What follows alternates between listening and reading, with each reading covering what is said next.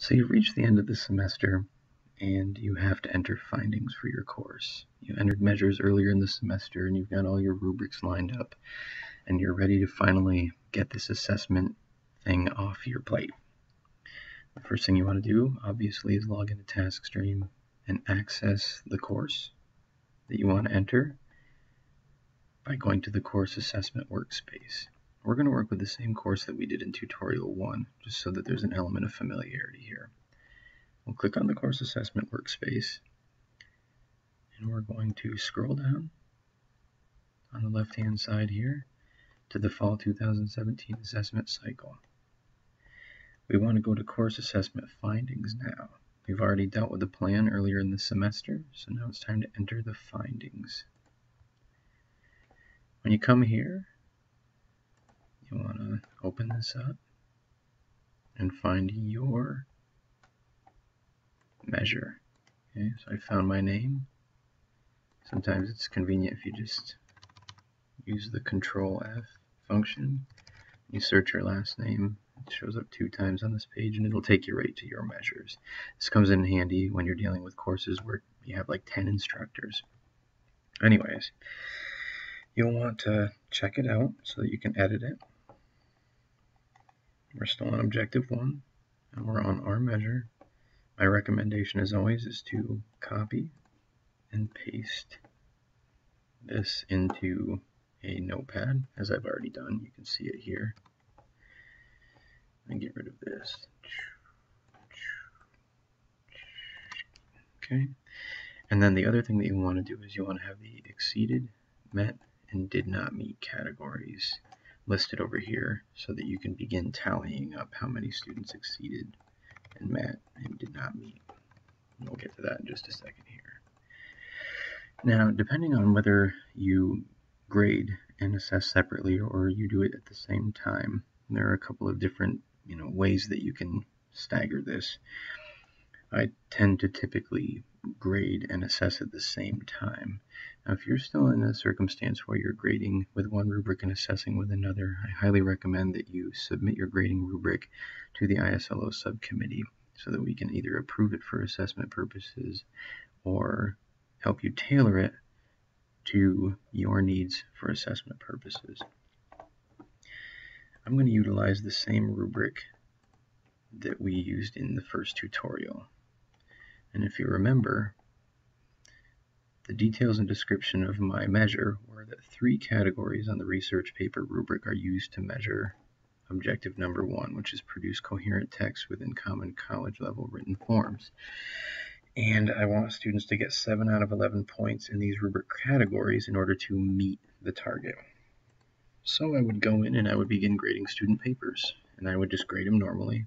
I would maybe, I would add for all of these.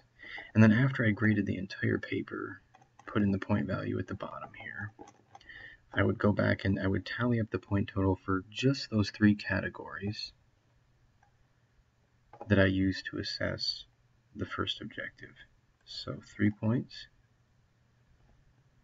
4 points, and 4 points. This student has acquired maximum points in all 3 categories, so they have exceeded the target. I would go to the next rubric and I would grade the whole thing, and then I would go back and tally up the points. Category 1, 2 points. Category 2 down here, 0 points. Category 3, 3 points. A total of 5. Unfortunately, they did not meet the target. I guess you can probably guess where the next one's going to go, huh? We just looked at that one. This one, right? Exceed. Exceed, exceed. That was the first one. This one. So they have met, and met. Okay. 7 points right on the dot. Nothing less, nothing more.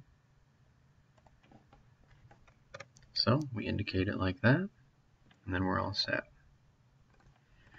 Now in a normal circumstance, you'd have more students than that, and you'd have to go through and tally them all up. Let's say hypothetically that we had 5 who exceeded, 3 that met, and then 4 that did not meet altogether.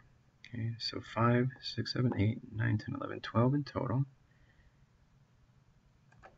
When I deal with larger numbers, 12 really isn't a huge number, but at larger numbers, I will typically go to, let me scroll this down, percentagecalculator.net, and we can get rid of this really quickly.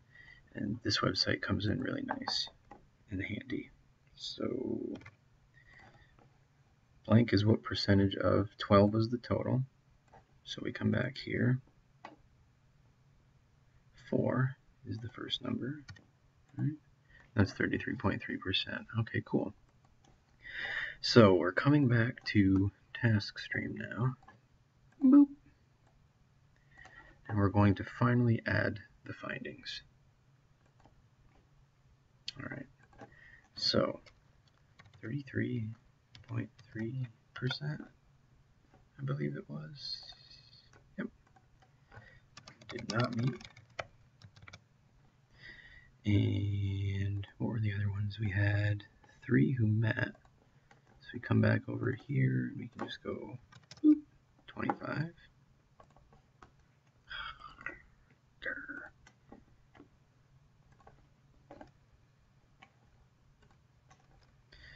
5% met. And of course,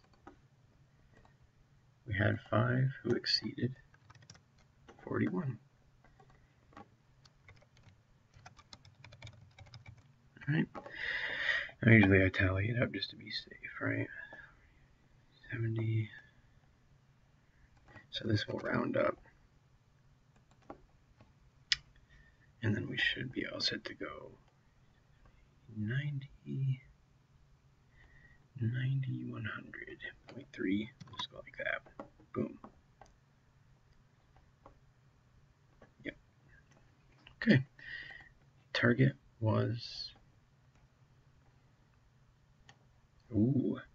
not met. Okay.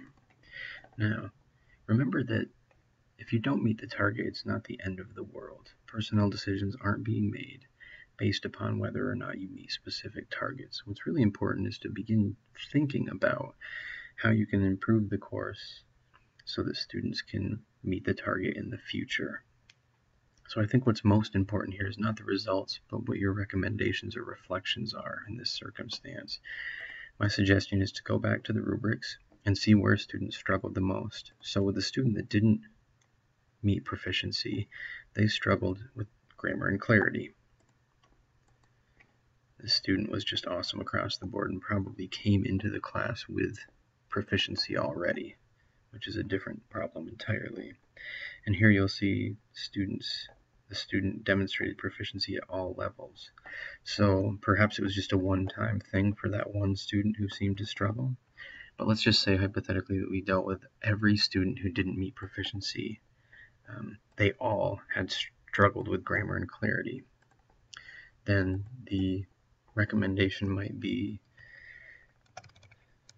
well, we want to put this maybe in the reflection. The students seemed to struggle with grammar and clarity, right?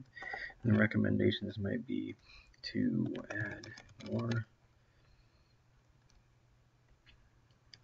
presentations, online resources, and worksheets relating to grammar and clarity. You can add online resources. We could add activities as well, right? And it really is up to you. For some students, if you find that there are only a small amount of students who are struggling with proficiency in grammar and clarity, you may want to have online resources available to them and then just steer them towards it. If all of the students are struggling, then it might be time to dedicate class time to addressing the problem. And you may also find that maybe one class struggled quite a bit and another one didn't, and that it's really, you can't make a clear determination as to whether or not you should change the course content until perhaps you run the assessment for another semester. All of those are acceptable observations, perfectly fine. So you want to submit that. Once we submit, we want to add our substantiating evidence. Now, there have been some faculty who have scanned every single rubric that they've utilized, and they've added it here. All you really need is one rubric where a student demonstrates proficiency, if you have it, one rubric where a student exceeds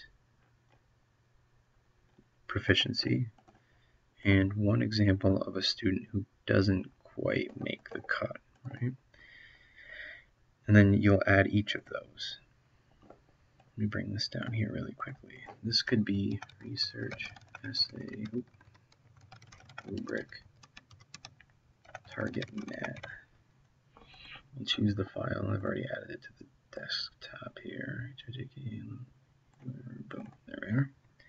Okay, I'll add that file. This should pop up. You wait for that to go green, then you can just close out of here. And then the rubric is there, and then you would just continue. You would proceed and you would add the other two rubrics if they're available. In some classes, you may have no students that don't meet the target. You may have no students who exceed the target. That's perfectly fine. Just put in the variables that you do have. Try to add one for each variable. Target met, target not met, target exceeded, unless you don't have a student who falls into one of those categories. And then you're all set to go. And don't forget to check in, of course, at the end. And you're all set. You come back here, and now you can see that your workspace has been edited. The statistical breakdown is here. The final result is here, and your reflections and recommendations are here as well. All right, I hope that helps. If you have any questions, you can always contact me. Thank you very much.